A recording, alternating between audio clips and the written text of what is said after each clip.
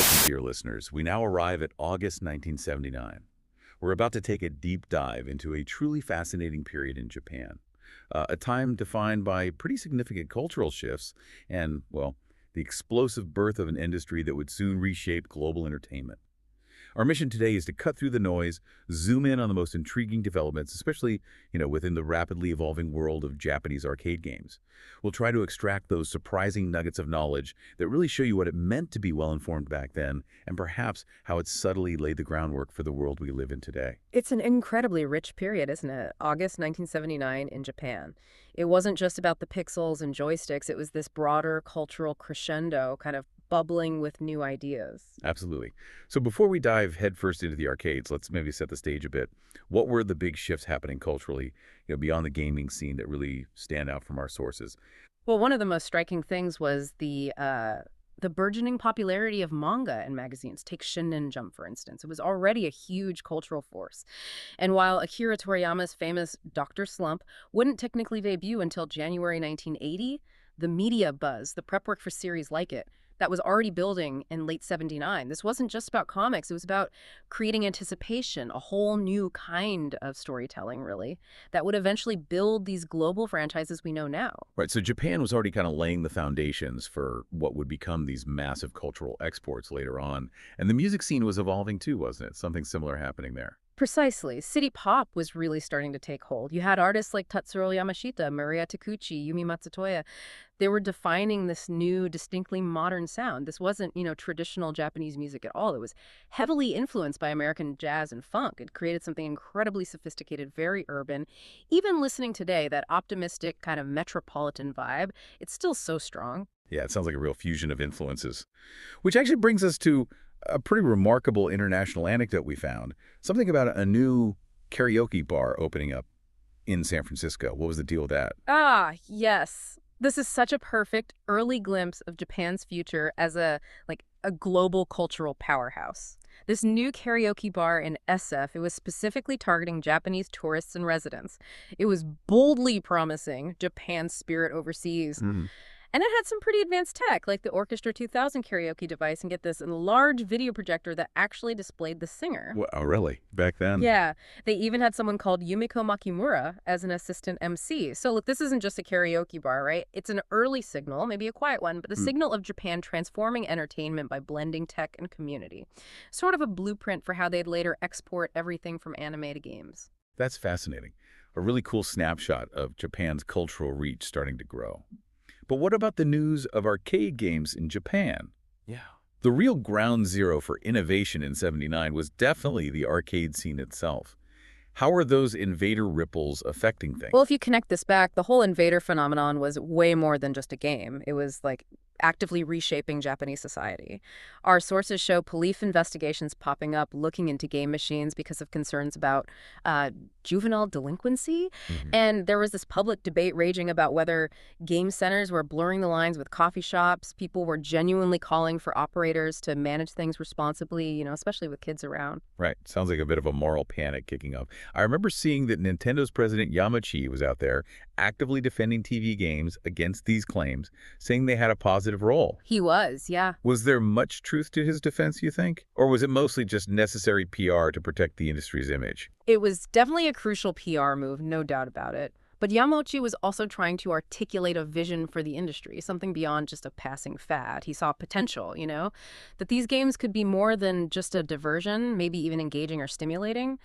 But the rapid boom also had a definite dark side. The sources reveal this unfortunate trend of company failures, bounced checks, firms that got heavily involved in making invader games. We're talking Unitech Electronic Industry with 50 million yen debt, Sanken with 80 million. Even bigger players like Rex and Dawa collapsing under a massive 500 million yen debt. Wow. And yeah, let's not forget the rampant issue of unlicensed manufacturing. Shin Nippon Tikaku's Super Invader is a prime example, just outright copies. So these bankruptcies weren't just bad luck. They sound like the inevitable growing pains of a gold rush industry almost. Pretty much. A harsh lesson in IP and market regulation maybe. Something that would force them to mature whether they wanted to or not. So given all that chaos, hmm how did the established players, like Taito, the original creator, how did they adapt? How did they navigate that? Well, Taito, being the original Space Invaders creator, they were in a unique spot with all the copies, but they were already looking ahead. For September, they were lining up Space Invaders Part 2. And this wasn't just a quick rehash, it added genuinely new stuff, more complex features. Things like fracking UFOs that scored a whopping 500 points. 500 points, okay. Yeah. And Rainbow Shot, basically a fireworks display if you cleared the last invader, plus SOS UFOs that would call in more invaders. Oh, shucky. Yeah, and the game even added a pattern counter, and this was groundbreaking. It let players enter their names on the high score table. Ah, the high score entry, that's huge. Mm-hmm. So definitely an evolution, not just milking the first game. Yeah. But Taito wasn't putting all its eggs in the invaders basket, right? They were diversifying. That's right. They were also pushing new pinball machines. They had Star Trek, which was a direct tie-up with the Paramount movie, even had the characters on the back glass. They also had Countdown and Starfire, plus some other TV games like Field Pool and Field Goal. And crucially, to manage the boom and fight the copying, Taito strategically granted more manufacturing licenses for Space Invaders. They brought the official total up to 7 companies: Sammy, Logitech, Shin Nippon Kikaku, Jotor, Irem, Kisuke Kikaku, Makuma Sanjo, with more negotiations happening. Right. It was a calculated move, try to control the market saturation, fight the face, and still make money off the official licenses. Makes sense. A fascinating strategy to manage that chaos. Oh, Okay, moving on to Sega. They seem to have a very specific identity they were pushing. yeah, Sega called themselves an orthodox AM machine maker, which basically meant they specialize in robust amusement machines built for arcades, hardware that could take a beating, and generate steady revenue. Their new releases included Starhawk, a 3D TV game promising really speedy, dynamic space battles, and the Triple Attack Table type, which offered 3 different space war games in one cabinet. 3 in 1, okay. But what's really key here is their head-on technology licensing strategy. They partnered with 7 domestic companies: Shui, Nintendo Leisure System, LeJack, Japan Leisure, Sammy Industry, Hoisan Yo, Data East. And the goal wasn't just expansion, it was explicitly stated: prevent unauthorized copying and ensure smooth distribution. A really critical step in professionalizing the whole business. So yeah, preventing copying was clearly a major theme across the board. Yeah. And Sega wasn't just thinking about big arcades either, it seems. Exactly. They introduced these compact ride machines, the driver, fire car, helicopter, stuff designed specifically for smaller spots like storefronts. Shows they understood the different market segments. Wow. And here's where we see that international ambition again. There's this fantastic anecdote about the Sega Center opening in Stockton, California. Oh yeah. Over 300 people lined up outside, and they sold out 350 commemorative T-shirts in just 12 minutes. 12 minutes. That's incredible. Isn't it? This wasn't just a local hit. It's proof of the global appeal these games were already starting to build. Really foreshadows the massive international expansion to come. Wow. Okay, so what about Namco? We know them today for so many classics.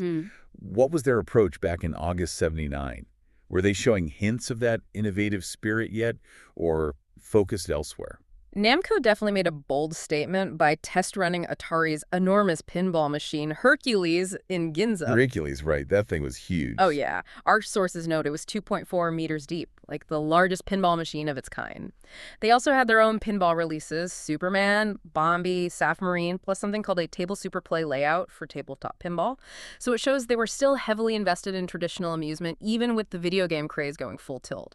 Suggests maybe a more diversified strategy early on. Interesting. And Nintendo. Beyond Yamauchi's public defense against the delinquency claims, what were their actual new game releases on the ground? Well, Nintendo launched Yosaku. It was described as a 3rd-generation TV game. It featured a beautiful color screen, apparently, and a humorous character. This seems like a very deliberate move aimed squarely at changing the public image of TV games, making them more family-friendly, maybe more visually appealing, to counter those negative perceptions. Right, trying to soften the image. It's clear that original IP, original games, were becoming super important for companies trying to stand out.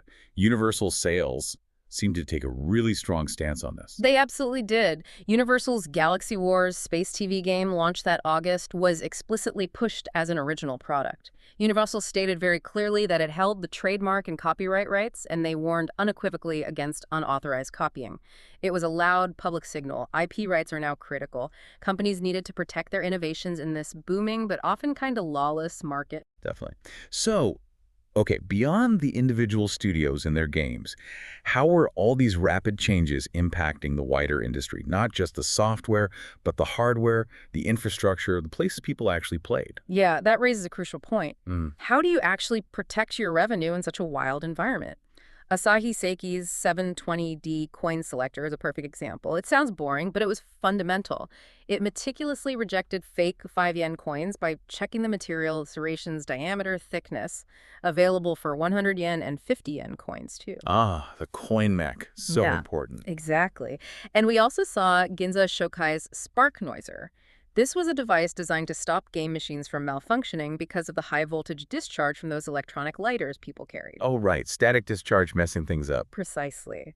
These aren't glamorous innovations, right? But they're foundational. They underpin the whole industry's success by safeguarding the cash flow in a high-traffic business. They're kind of the silent heroes enabling the boom. That's fascinating. Those small practical things making such a huge difference. And it wasn't just about the small machines either. Amusement parks were getting big investments, integrating these new kinds of attractions. Indeed.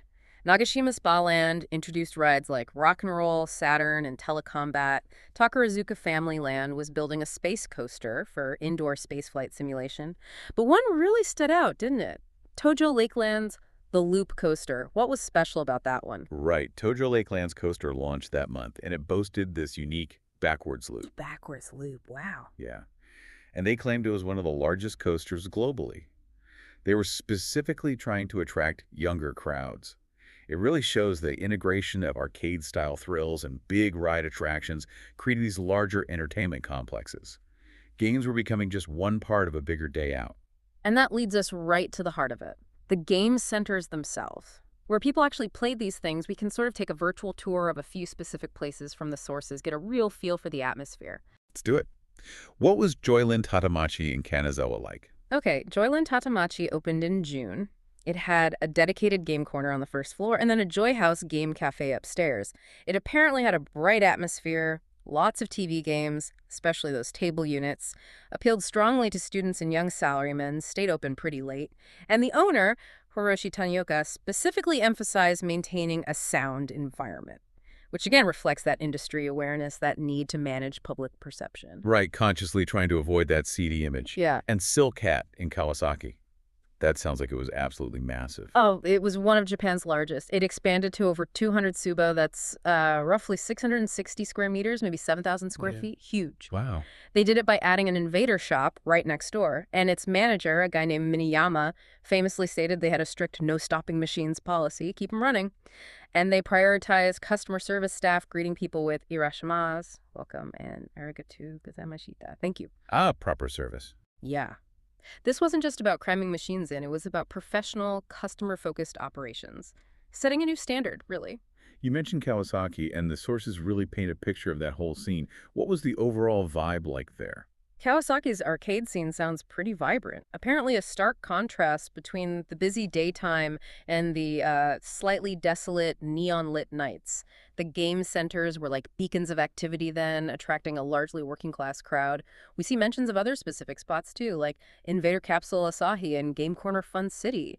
And there was this emerging trend of integrating game corners with restaurants or cafes, like Game Corner New Apollo shows how these places were really embedding themselves into the fabric of city life.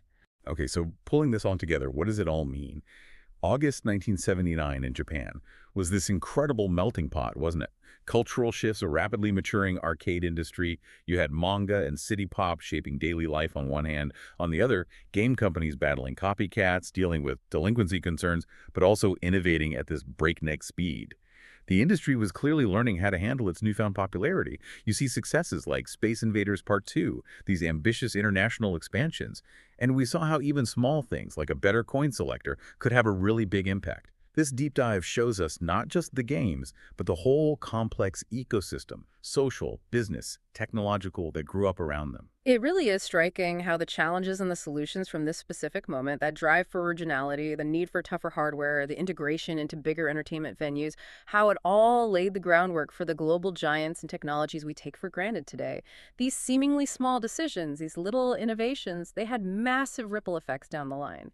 Absolutely. So, for your final thought today, consider how the invader boom, despite all the controversy and the rapid changes, essentially forced the industry to grow up, to define itself.